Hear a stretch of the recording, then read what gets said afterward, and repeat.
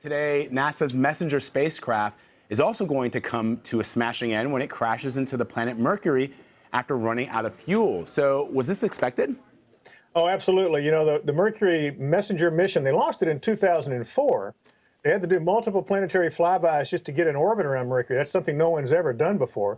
The original mission was intended to last at least a year. That was the requirement, and they've extended it twice. So it's actually operated for 4 years in orbit around Mercury. It's a huge success.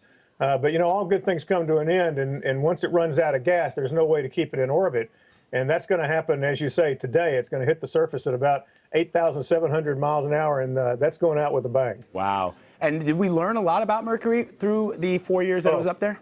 Tremendous amount. You know, no spacecrafts ever orbited this planet before. They learned a lot about its structure and composition. And of course, as always with these sorts of missions, they ended up with a lot of questions that they didn't even have before this thing got there. They know that the core shrunk, for example, by several miles due to cooling, which is a little bit unusual. But two of the biggest discoveries were vast deposits of water ice in heavily shadowed craters at the poles of Mercury. You would think, how could ice exist on a planet that close to the sun? But down in some of these polar craters, sunlight never reaches, and the temperature is extremely cold, and they definitely confirmed the presence of ice.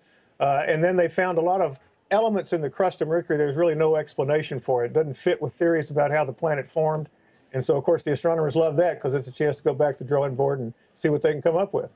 And Bill, just real quick, when we say that, or when this craft discovered that there was ice on Mercury, are we talking about H2O that is ice? I mean, that's what it's water. Water on the planet Mercury. Yeah, it's water ice. Now, Messenger didn't discover that. Radar observations from Earth over the past couple of decades had seen what looked like ice deposits, but Messenger confirmed it. There's not much question about it. There's definitely water there. If we ever get people to Mercury, you'll have something to drink. That really is incredible. That is incredible. Bill Harwood, thank you so much.